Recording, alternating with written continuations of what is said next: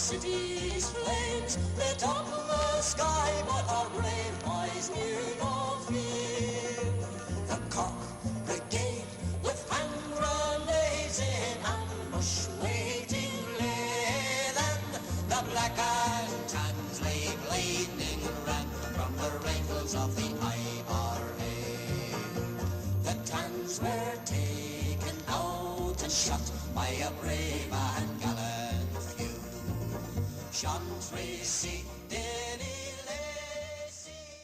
Story. Jim, could you tell me about Desmond Swanton, who was killed in an explosion at the Cork Republican plot in 1963? Yes. What occurred there was a very unfortunate explosion, accident, where Desmond Swanton lost his life and his comrade Jerry Madden was seriously injured. It arose out of the erection of a monument to honour the men of the 1st Cork Brigade of the IRA. Contrary to a lot of the old talk that went on following that explosion, let me say in the opening that neither of those men went there to kill De Valera. They were bitterly opposed to De Valera. They were reflecting the views of most Irish Republicans in the city. They were reflecting the views of the Kavanagh family, whose son had been killed outside Cork prison in 1940, machine gunned down by the police under De Valera's regime at the time. It went close to the bone, and there was history there. Back in 1922, it's well remembered that Michael Collins came to town, and one of the places he was brought with Sean McKeown was out of Cork's Republican plot, where McCurtain and McSweeney and many other volunteers were buried. He was met at the gates by upwards to 30 armed volunteers, and the group, Collins's group, approached them, and they were told in no uncertain terms that if they put a foot forward into that grave, the graveside, they'd be shot.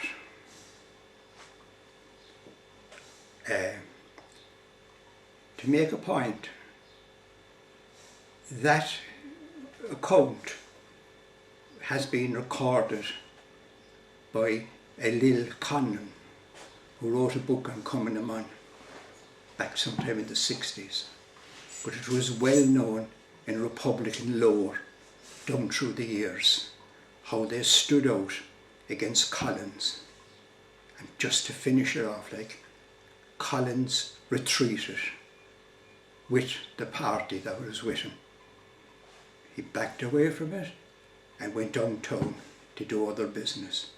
Other than that, he was welcomed. And incidentally, the woman who recorded that, Conlon, was a staunch pro-treaty person and supported the treaty within Cumann na mBan at the time.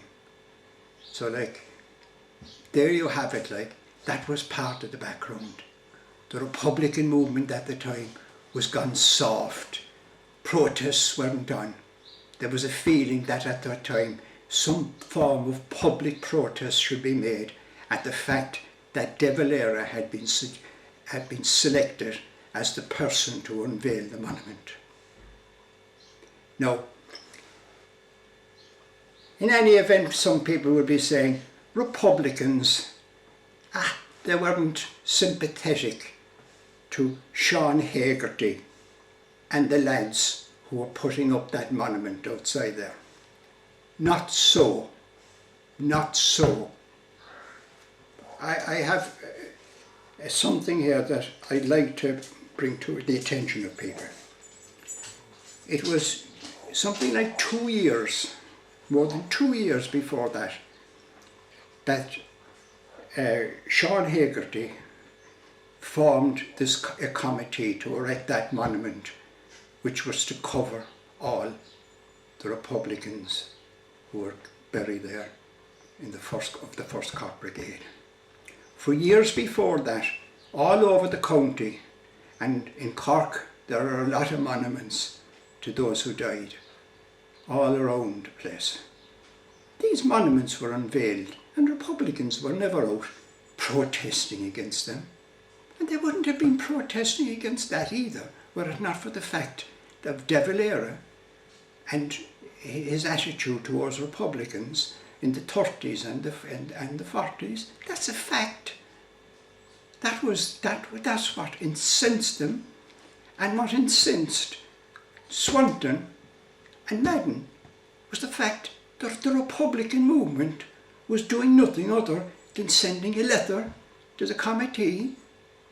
They felt that there should be more done, as did Republicans in the city at that time. That was evidenced in many ways by the turnout that was there for Swanton when he died, when he was killed.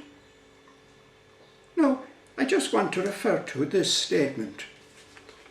There was a commemoration held in November 1960, just a little over 2 years before the monument was erected out there.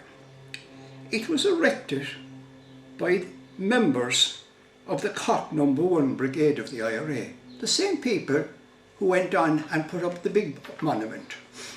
And Sean Hegarty spoke at that commemoration, as did another man, Michael Murphy, a prominent IRA man back in the period of the struggle for freedom. And it was of a monument that was erected across the road from Christ the King Church out in the suburban area of Turner's Cross. Incidentally, from where Jerry Madden was born and lived. It was attended by Fianna Éireann, Republican buglers. It was attended by the Cork Volunteer Pipe Band, who Desmond Swanton was a member of and lost his life 2 years later. Sean Hegarty, who was the brigade commandant, and back in those days he was known as the IRA who took a middle side. They didn't join in pro or con or like for the treaty. The neutral IRA they were known as, who had great standing amongst Republicans in Cork. There's a book being written on him, their biography in recent years, and when people read it they'll find out an awful lot more about this man. He spoke that day, and this is what he said. He said that the men whose memory they honour today did not die for anything less than the Republic of Ireland as proclaimed in 1916. He went on to say that in Belfast Prison we have today young Irishmen from many different counties serving long terms of imprisonment for the very same ideal. Remember, 1916, the campaign was still on Operation Harvest. Some people, he said, thought we could secure their release by appealing to the politicians here in the 26 counties. But how could that be when they themselves have men in Mountjoy and will not release them? With him, Michael Murphy said, One of the things we could never understand was why there were so many people today very shy to say that Charlie Daly was murdered at the hands of the British. Charlie was one of the men who was being honoured that day in Turner's Cross. He himself could not find no other name for it but murder. That's the British when they killed Charlie Daly. The time has come, he said, when many must return to their old allegiance. 40 years was a long time to wait, and then have people tell you that they will get back to we will get back our last province by waving a wand.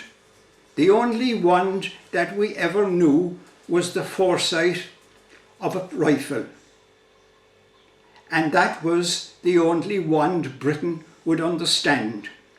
He exhorted all those present to teach their children what this plaque stands for, so that they should know the sacrifice those men made and what they themselves made should do to bring about a free united Ireland. And then Mr. Arthur Heaps also spoke. He was in the commemorative committee. Within a fortnight, these people who spoke those words, and I'm sure they were sincere about them, formed the committee to put up the monument in the Republican plot. The only problem that came up on the scene was the appearance of De Valera. That's why Swanton and Jerry Madden went out there on the night. The Republican movement disowned him. Okay, it was unofficial, and that's the way it goes in the Republican movement. But they went a little bit too far. They wouldn't even. I wasn't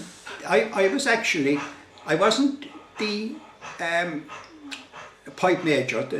We had a different level within the band. I was in the Cork Volunteer Pipe Band. I was actually the OC. That would be like the commissar in the band. But I had no authority. Like it was the staff locally that took the decisions, and they wouldn't support any funerals or anything like that.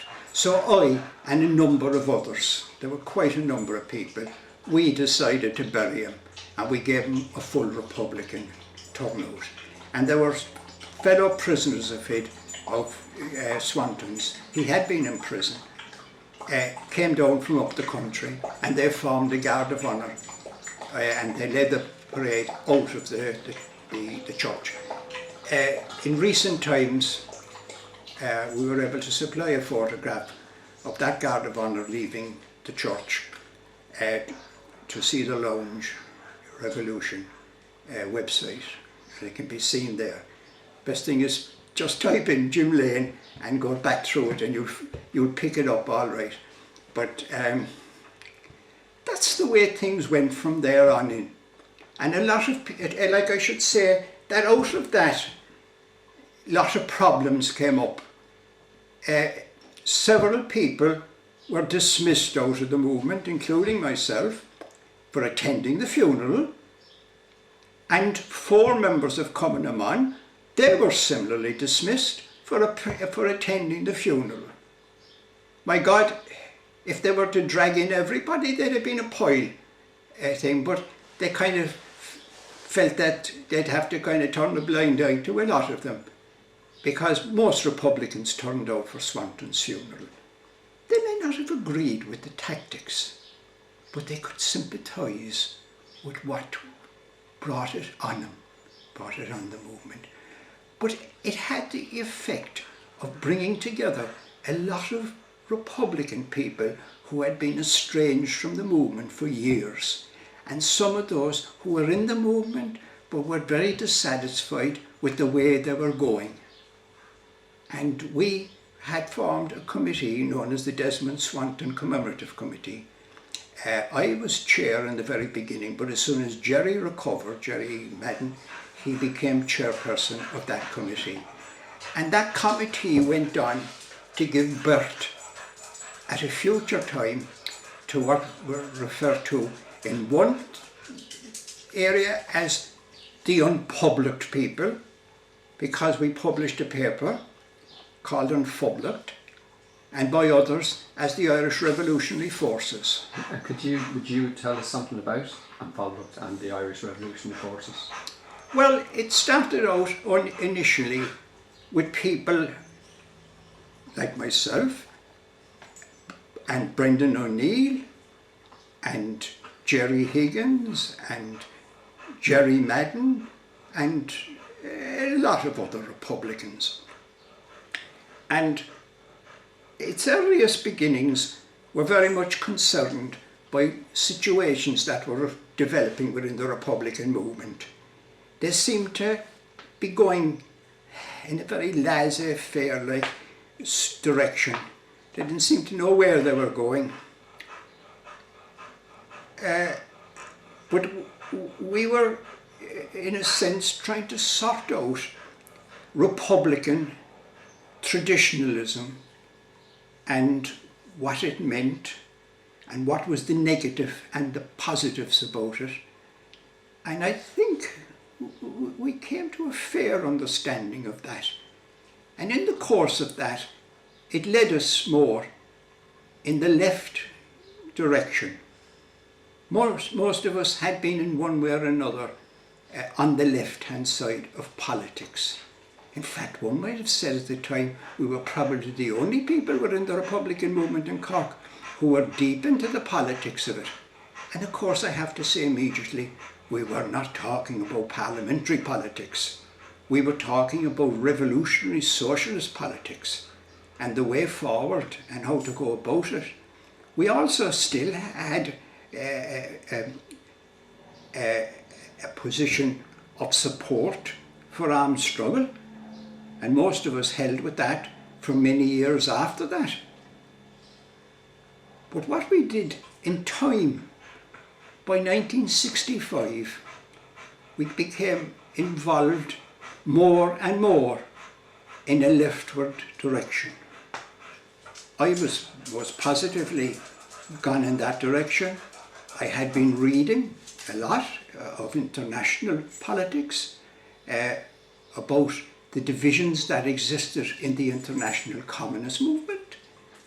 I had discussed it with others, with likes of Jerry Higgins, who was a former member of the Cork Socialist Party, great admirer of Mick Reardon and those people, but very disgusted at their attitude towards the national question, as were a lot of other people in the Republican movement. We progressed our politics. I have been referred to occasionally as the Maoist. I suppose that's got to do with the fact that I did read, amongst other international socialists, writings by Mao, to a great extent because there was a big difference between in the international socialist movement, international communist movement, between the policies of the Republicans, the policies of the Chinese and the Soviet Union. The Soviet Union had turned over for a good few years, but they copper fastened it in those times with the peaceful road to socialism through parliamentary means, whereas the Chinese under Mao opposed that and insisted on going the traditional communist position of through armed struggle, and they were involved in supporting things. Now, some people might point out to me, but the Soviets were supporting some of the countries like Angola and places like that. Of course, they were involved in those things for many years, and you just don't drop people. But their direction was towards parliamentary politics. But let me say this, the CPGB were involved in supporting the parliamentary road for many years before the Soviet Union. They were past masters of that. They never had any intentions of troubling the Brits, their masters in any way. And there were people in that organisation who were in contact with us and friends of ours, and we could work with them on a broad basis. But we were finding it difficult at times because throughout the period of Operation Harvest they were critical, and they really looked down on the Republicans as people who were dinosaurs, they used to refer to them. They were living in the past. No, sorry, I can talk politics in that area. I wouldn't be using those terms. What I found wrong about the Republican position at that time, as did others in the IRF, was that Republicans hadn't moved forward in the sense that they were into social democracy of some sort. They were looking at the Free State, and they were looking at the politics of the time, and they were offering that if they got in at times, those who wanted to go into Parliament, if they got in, or a lot of them were totally opposed to going in, but if they did, they were going to do better than the crowd that were there.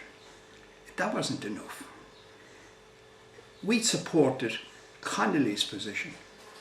Connolly and his attitude superseded Tone and those people. Tone in their time, Wolf Tone and those people, were good people, social democratic and what have you. In a particular epoch, it's like in terms of the world and its development, you had slavery, you had feudalism, and you moved on to capitalism. But Republicans were still talking about capitalism, a kind of a more improved type. They still are in many ways.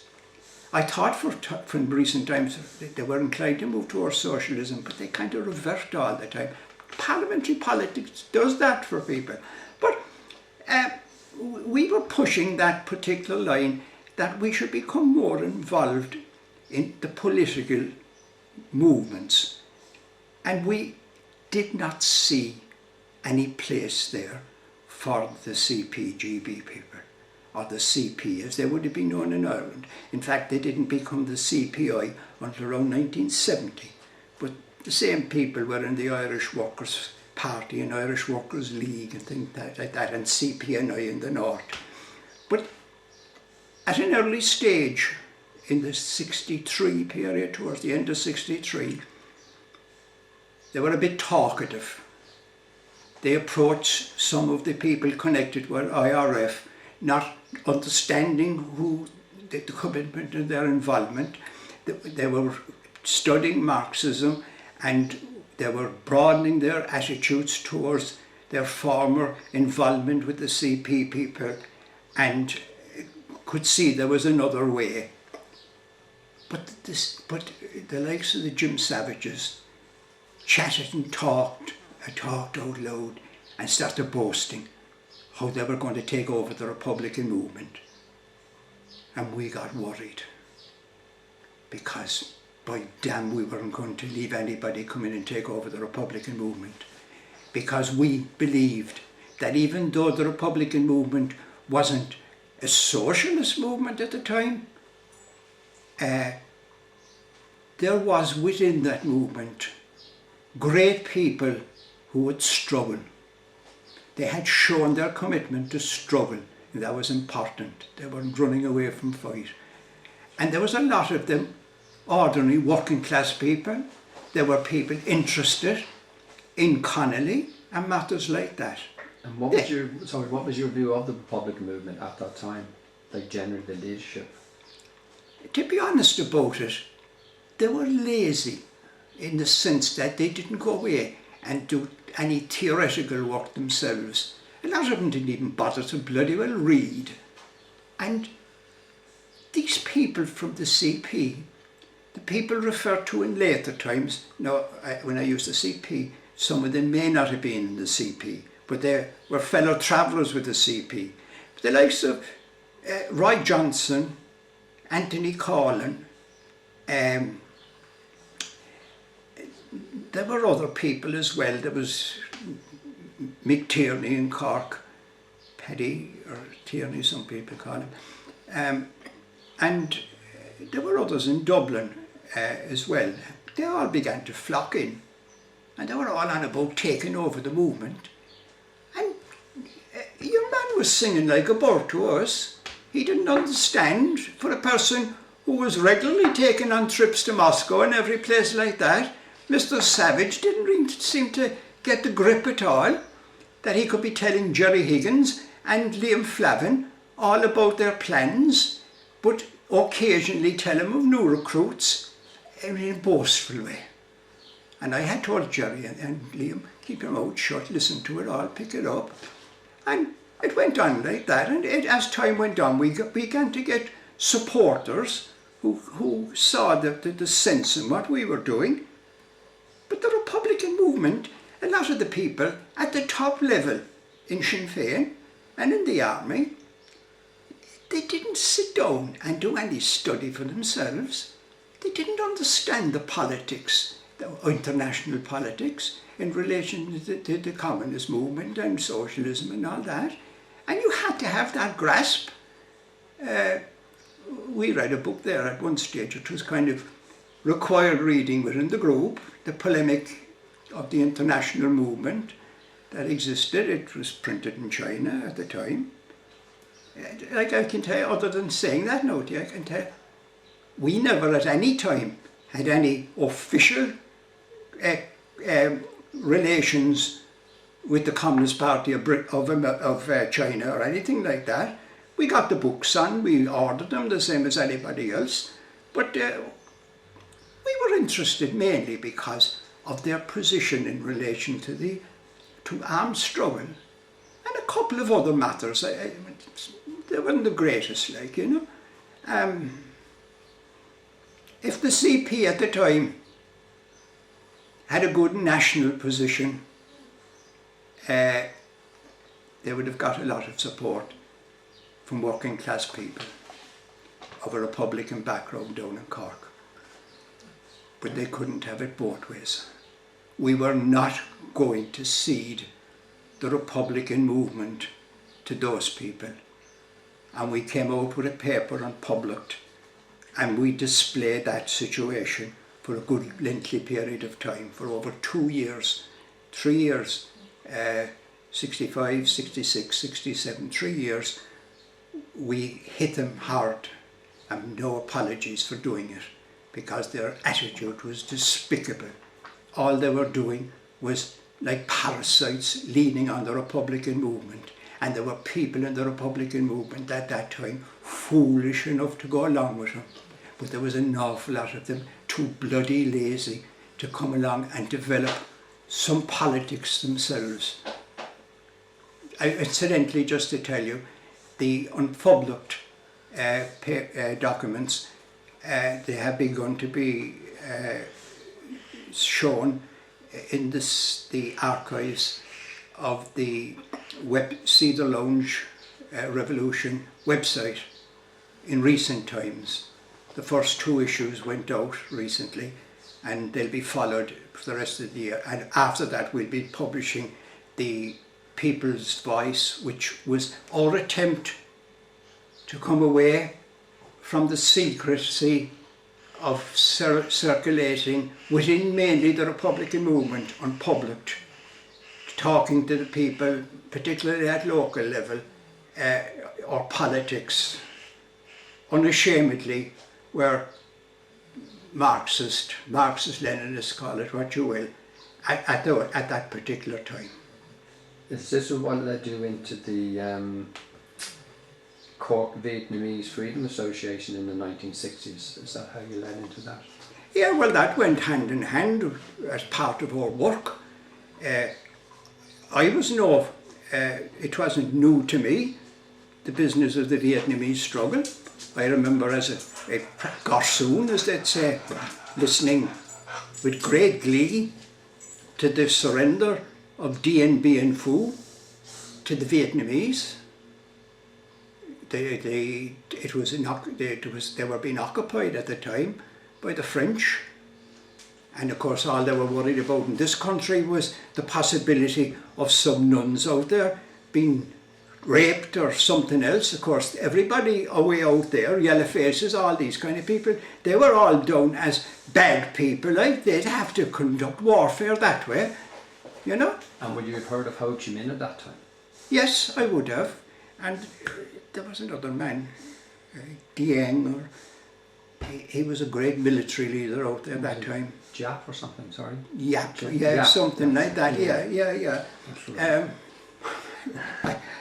When you get a bit older, you get a bit poor on remembering names, you know. Yap, or I'm not sure. Yeah, some name like that. I do. I remember that. I could empathise with that, and we fought for it, and we organised a committee in Cork, and I'm proud of the fact that at that time it was a broad committee. Even the people like Savage and his friends who we opposed were invited into it. The official, it was pre-divisions now in the Republican movement. We're talking 66, around that period. United movement. Yeah, it was a united group, and we had people from the University College in Cork, and I mean, there's a photograph there again in the website's Cedar Lounge under a document I wrote, miscellaneous notes.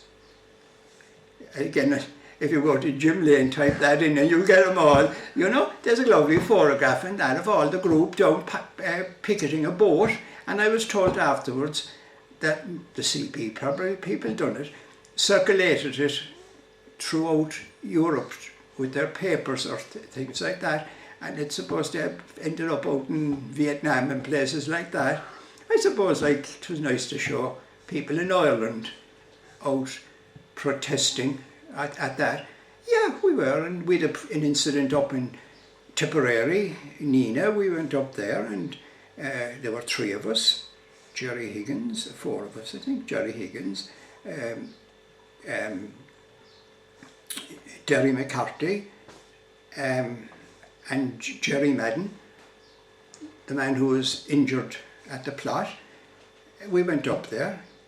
The American ambassador was speaking.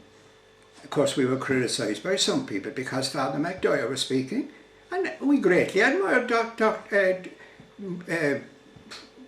McDoyer for his work in Donegal. Like, there's no question about that. But that wasn't any reason why we shouldn't go there. We went up and we protested at the American ambassador. But we were beaten up, to be honest about it, by overwhelming numbers. What I found sad about it was Jerry Madden, with 1 leg and 1 eye, was beaten to the ground by big heavies who were murderers there, and the Sunday press at the time had a bit of an old skit at it about the 4 people with their little banners and things like that. But there's nothing unusual about protests with 4 people. It was way up the country. We went all the ways up to Nina for it, like, you know. So there you are. We were much into that all right at the time, yeah. Could you tell me something about Sarah Cork, and could you tell me something about Sarah's paper, The People's Voice, and what was your view on Sarah Dublin or Sarah Action Group?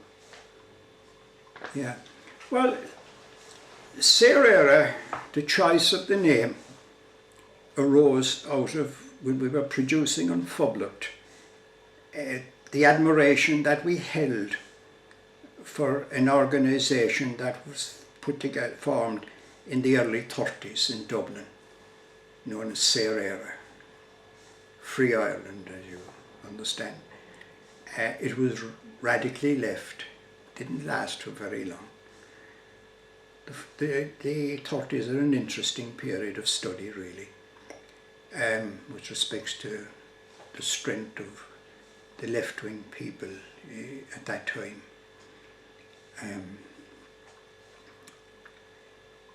we decided we had done enough work on Phoblacht, circulating it amongst Republicans around the country, and we should go more out to the people. We intended to come out with a proper paper, but the police had looked after that because they'd been around every printer in the town trying to source out where the Phoblacht was being printed. And we got nowhere with anybody in town to publish as a monthly or anything of the People's Voice. So we had to go out. We bought a duplicator, which was like the A4s nowadays. It was double that size, all in one piece. And we got put in colour and everything. Fierce job to print, because you had to change all the colours and what have you. We tried to do the best with it. We went to 6 issues. And we were then inclined to drop off, like, you know. But in the 6 issues, we explained what we stood for, and there are statements in it from Sarah. We would claim, except for at a later stage, with the other people who initially called themselves the Sarah Action Group in September 1969. We had our position in writing, and of course the Phoblacht was to the back of it, like, you know. We had a political situation there. The paper sold okay, you know. It was well received. We didn't lose any money on it. We got rid of all the copies of it regularly and what have you. Now, in early 66, having been with the Phoblacht for over a year at the time, we did come in contact with people from Dublin and other areas who came to us to have a talk about the way forward and what have you. And we did meet some people from Dublin, but all we had was discussion. Kind of one way we were nearly involved in some activity they wanted to pull off. That didn't work out anyway, but it was just a small matter. But in 69, when things were getting hotter, they looked for a meeting with us, and they came down to Cork. We met them, had a discussion with them. We're very established in our position. We understood Guevarism, which was a trend that was popular at the time.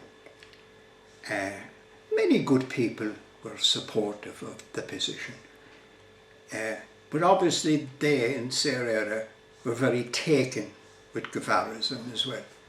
And to a great extent it had to do with, unlike our position of primarily building a party and building a base of support, they felt that if you went out in the countryside and the cities and all of it and pulled off spectaculars, that it would bring people towards you. They propositioned us that they would pull the spectaculars and we should do the political work, statements and matters like that. And we turned it down. Because they might have said we were orthodox in our approach. But I have no regrets about that, like. I suppose we were. We wanted to start building a political movement from the bottom up, not starting in that manner. We didn't agree, and we parted as friends, and they went back to Dublin, and we didn't hear from them for quite a while. Now, just to continue with that part of it, I had been involved in helping the Republican movement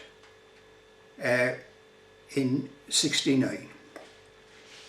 We initially, as Sarah, had sent 2 of our people up to Derry for that week, that all the problems occurred in Belfast and Derry and places like that, to keep a watching brief on what was going on above there.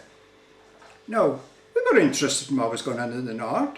As a matter of fact, we had Eamon McCann down to our premises in Cork one evening, and he gave a lecture on the civil rights movement and what was going on about there and his attitude on it and all the rest of it.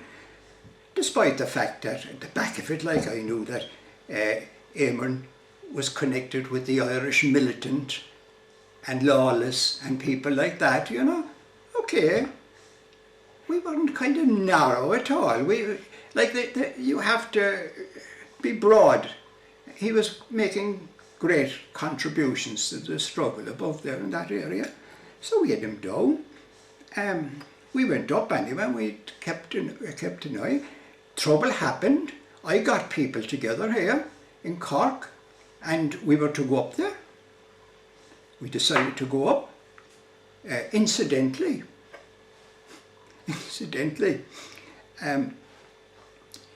two people approached us for a lift up there, who became known afterwards to the Sarah people, the Sarah Action Group people.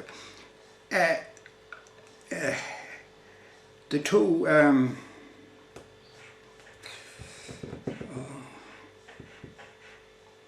this is where the names go at times. Is it Whites? The Whites, Donnan and Larry, and they wanted to go up.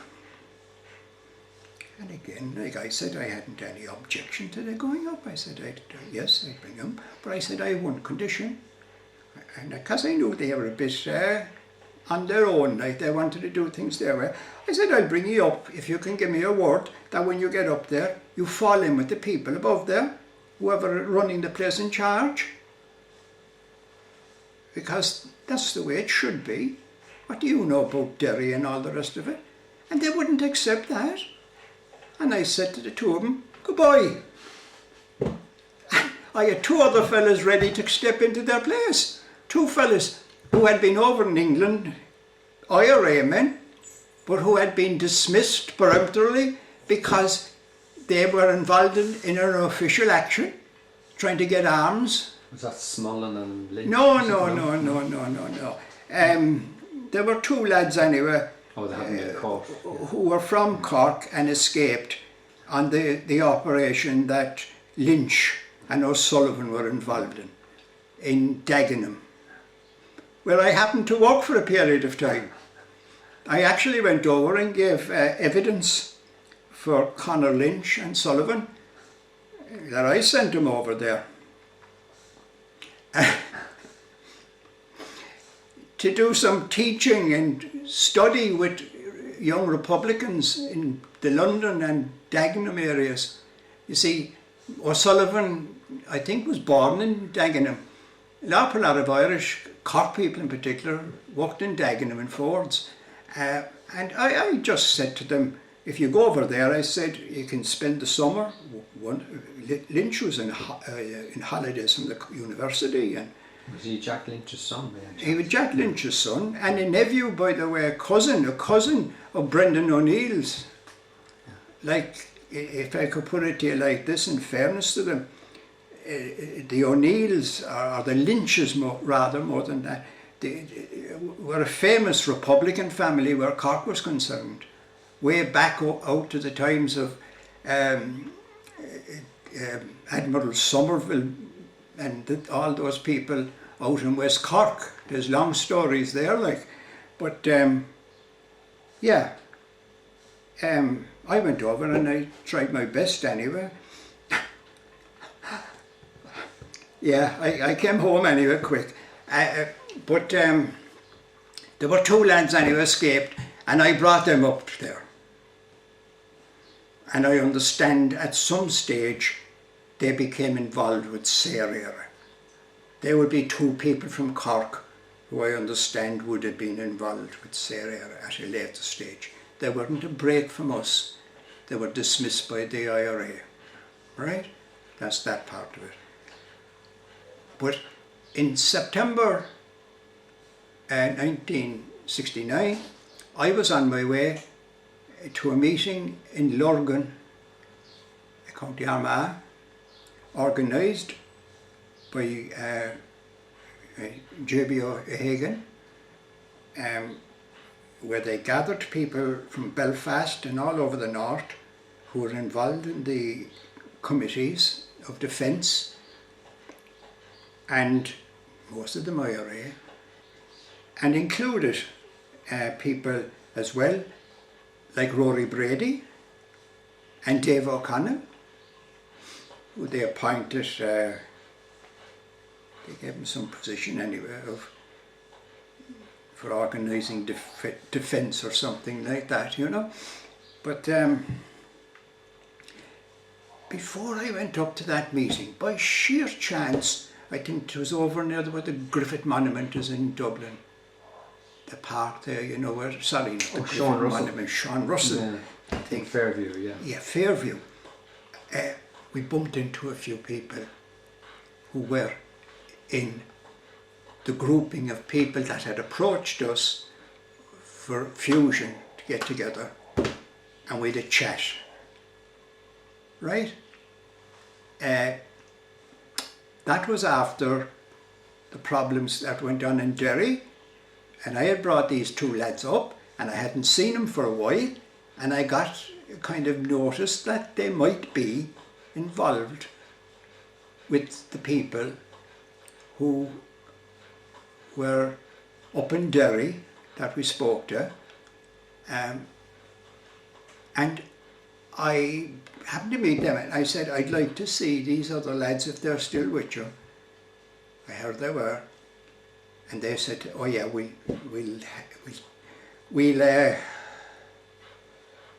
have them here for you tomorrow morning. And then we made an appointment. I went on up to this meeting. We were invited there as Sarah, and Jerry Higgins was there, and I was there. I think that's all we had. I'd say we were probably invited at the instigation of Frank Morris From Donegal. Mm-hmm. Who was a great help to us back in the 50s as a member of Saoirse, and likewise was very helpful in 1969 when I was up there helping the IRA. I'll go back to that now too for you. But I just kind of went on to the Sarah people. We were at that meeting. It was an interesting meeting.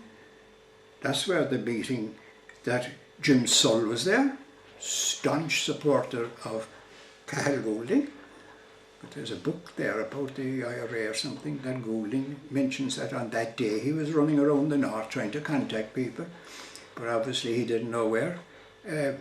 Jim Sull was over at the meeting, which was, well, I wouldn't say it was a Provo meeting, but there was quite a potential Provos there and things like that. He was over there, but the three of them went down. There was three of them there. A fellow Kennedy, who had been involved earlier on in Cork with an attempt to bring in arms around 58 from America. It was caught actually. Paddy Devlin, SDLP person at some stage.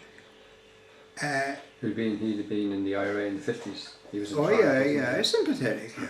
And as I said, Jim Sull, and the three of them, they didn't say it out straight, but when the meeting left, when they got up and left the meeting, they said they had to leave early. There was whispers all around the place. We were all told. They said they had to go down to Dublin. There had been a discussion with respect to Jim Craig, the minister in the north, the unionist, about his importance up there in looking after the loyalists and supporting them one way or another, you know.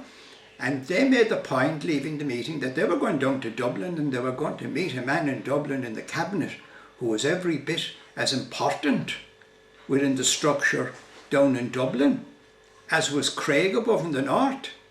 And they left the meeting. They didn't name anyone, but I think if you put two and two together with all the meetings that took place that time, what people were saying when they left the meeting, it turned out to be right. They went down to see Charlie High. Like, I heard all this talk about people siding up and all the rest of it. Look, there were people connected, like Jim Sull and all the rest of it, down meeting Haughey and all these people who ended up, we say, with the sticks, as they called themselves later, or they were called by the provost because of the sticky lilies. Look, on both sides, there was a mix of involvements with one crowd or another. I don't ever believe, like this thing about the IRA being, the Provo IRA being set up by Fianna Fáil. Jim, what was your view then of the split between the provisionals and the officials? When it happened? Well, as I was kind of developing it there to an extent, like, I didn't see any great differences. There were some of them, like in the sticks, or the officials, as they call themselves, making out to be on the left. Probably had a good few people on the left, but most of them were Republicans out to have a go. And that's the way it turned out afterwards. Goulding probably wasn't looking for that way forward. And he had his plans made with the likes of the Johnsons and the Collins and all those people. But it didn't go that way, like. When the bugles blew and the flag went up, they were all off together. And they were having their bash. They had these things about if called upon, like, and if they're attacked, that they'll retaliate and all that kind of stuff went on. But they were deep into it, which was creating problems within it. McGilla started getting upset about killings over in Derry and all these kind of things. And then they went away and pulled off like jobs like that. The canteen in England. Or the shop bombing, yeah. Yeah, where they were responsible for killing a lot of people. Now, a great friend of mine, Anthony Dornan, who was later in the INLA, but in those days he was in the sticks, he told me of a meeting he had been at following the news coming in about the Aldershot thing. And he said when it was coming in, they were all in great form above there. I won't be naming all the top names there at the time, I leave it like, but they were ecstatic about the outcome of it, you know. They were all that way. I often found when you'd be involved in trying to politicise people, when it came to events that sparked off the republicanism and the need to strike back and all the rest of it, the theories and the what have you in relation to the working class and what should be done and all the rest of it went to the wall. They were back as Republicans, like. And yet the provisionals who were accused of being right-wing had a lot of left-wing people. Well, look, I knew people who went Provo and they were Republican and they were left-wing as well. One of the old friends I had back in the days, pre any of these differences, was Mick Fitzgibbon. He ended up with the RSF eventually before he died. He died a few years back there. He was very elderly when he died. He was a good friend. Mick used to circulate in the times that I was finding it hard to deal with the pressures that I was getting from the right-wing people. Mick was circulating underhand, like the Connolly paper, the Irish Democrat. He'd be looking around and he'd slip it in and all the rest of it. Mick was supporting left-wing politics all that time, like, you know. And Mick went with the provost at the time. There were several others. I knew people then who went with the sticks or the officials because they didn't like some of the people who were emerging I'm talking about Cork now, as leaders in the Republican movement, the pro-war Republican in Cork. For instance, Liam Mulcahy, who would have favoured former prisoner as a result of one of the raids in the north, spent his time up there. That would be the early Omagh raid.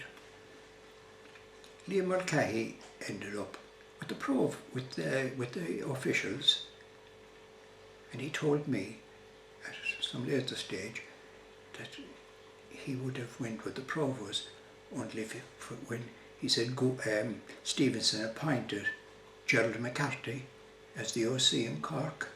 Oh fuck it, he wasn't going to win at all. He couldn't. Let me say this about Gerald. We had trouble with him during the period. If people read the miscellaneous notes now, they'll get a pile of it. Gives you more time, when you sit down and write, But I most of it recorded there. He was very right-wing, Gerald was.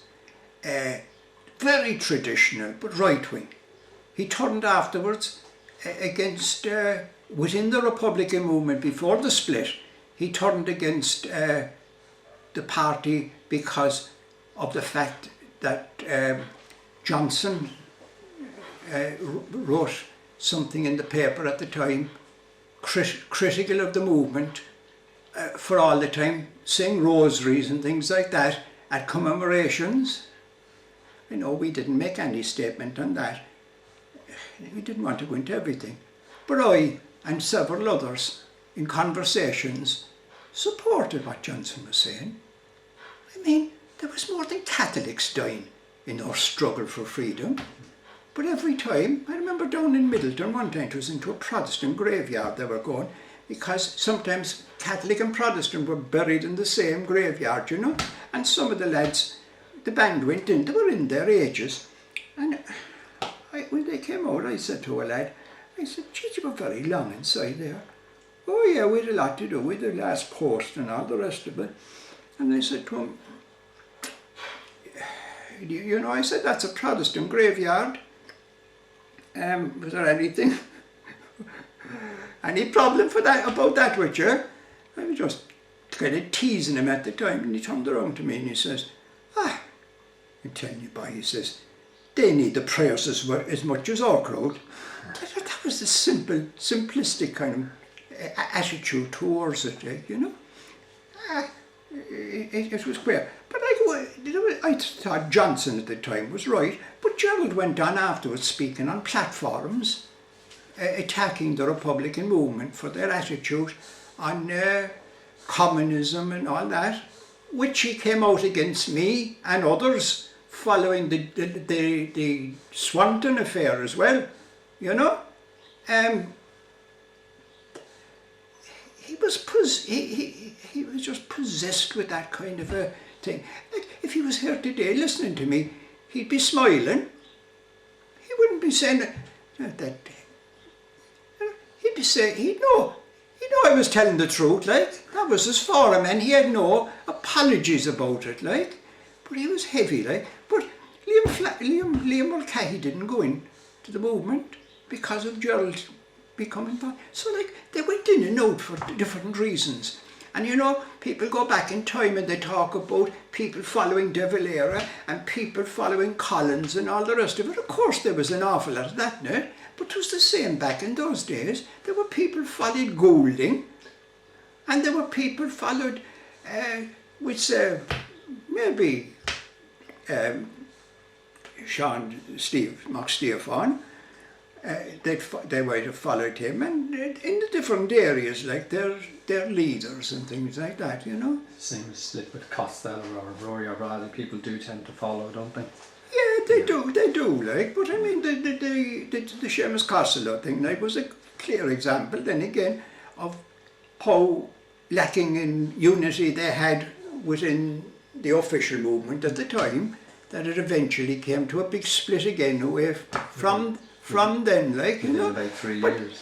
yeah, it did come up. But you know, an interesting thing also is this. I would just want to dwell a few minutes on the influence of the CP people at that time. When the troubles really escalated after 69, many of those people disappeared from the scene. Greaves was more or less gone.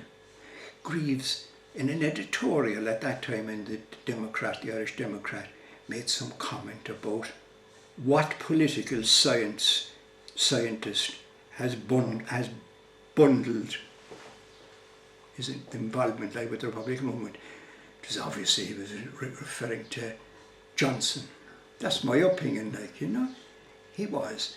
And Tony Collin then kind of drifted away too. And several of the others, like, they drifted away as well. Their big ploy to take over the movement had gone astray. Now, it's an interesting thing. When I was on my way, I came back from the north in '69, having been up there with a small grouping of Sarah era people, and we came back to Cork. I was told Eddie Williams was looking for me. Eddie Williams was the OC for Cork and South Kerry, of the IRA Cork City and South Kerry. And he asked me, would I go up to the north, that he had sent up already, the Cork unit. But they were given the area of Derry, Tyrone area, like east,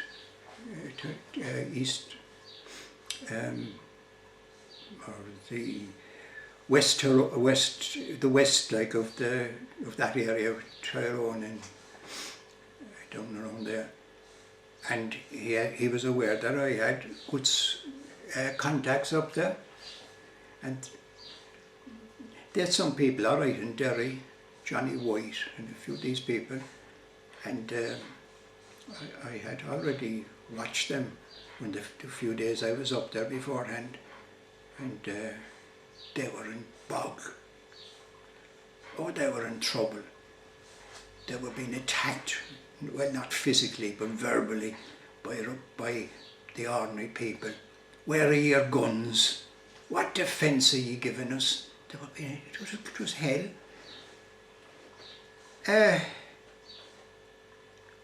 Despite all our differences, I felt it was time for me to be bigger than them, and I accepted I would go up with them.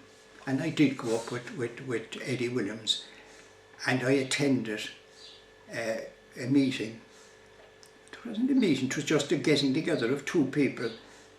Eddie had to go over to an Army Council meeting, which was called, this was the Sunday now after the big trouble that weekend, you know.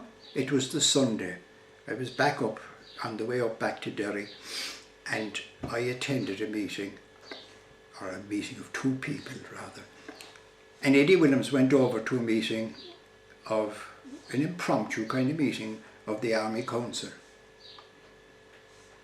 And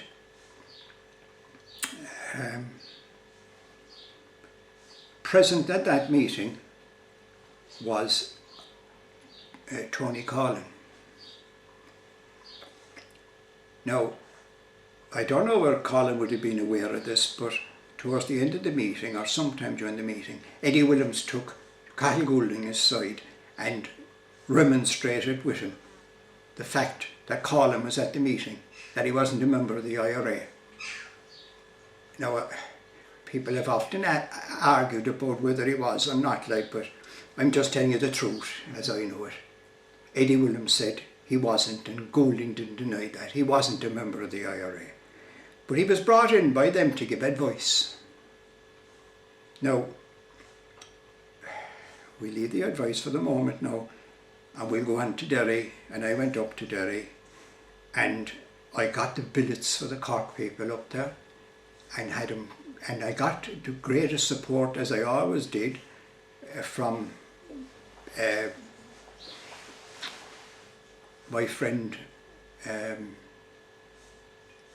over in Donegal, Frank Morris, and he got billets for him, and all his contacts, they gave a handout. They were always there to give a handout. But we weren't there long. Maybe it was on the Monday when Tom Mitchell came up from Dublin and gave the message to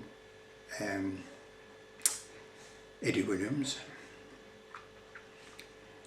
that the plans that had been made by the army, again I'm talking about the IRA, were cancelled. That was to take aggressive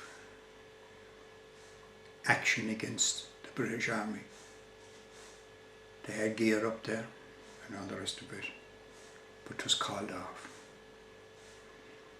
Now, I had seen what the unit who came up from Cork had. I started thinking back to 56, and all I had heard from fellas like Jack McCabe, who had been keeping me informed and keeping the IRF informed in those times about the rundown of arms and what have you, and training and everything, all was coming true. You know, it was coming true. But I'll go back to the meeting that Sunday night over in the Gardner Place. Liam O'Comon was there. He was the organiser for the west of the north, and he was giving, I didn't in the past disclose the name, like, but he was giving a report to Tom Gill, to Marsh McGilla. And the report went like this when he was asked for the different areas, North Derry and South Derry and all that area that he'd have been responsible for, about the armaments. It was like this: well, we have 2 rifles there and we have a few shorts, and what about South Derry? They're not the actual figures, but I'm trying to give it the feel of it. They were only talking about 2 or 3 weapons here and a few there, and some of them mightn't be up to scratch and all the rest of it. Oh, Jesus, I said to myself, 'tis worse than 56 in where shortages are concerned. So, having seen what was above there, and when the thing was called off for to take any action against British forces, I thought that change of the situation was right. From my experience and from what I saw there, I think it was right. They'd have been massacred. They hadn't the gear, and it would have been wrong. Now, I understand that one of the things, I would agree with him, Tony Collin gave to that meeting in Dublin, was not to go on the offensive. Don't start that. Things were going to be terrible, to be the last thing should happen against it. I think it upset Eddie Williams, all right. But do you know something? For different reasons, I could agree with Colin. Colin was on how it would upset the forward movement of the civil rights movement in the north and things like that. Maybe he had a thing. I was looking at it from a different point of view, my experiences of armaments and what would be needed and all the rest of it. Yeah, the decision was right. He didn't give him any bad advice. And I'm saying that now, a person who was involved, as I would have seen it, through the organisations that they had at the time, the Wolf Tone societies and all those of trying to take over the movement, you know.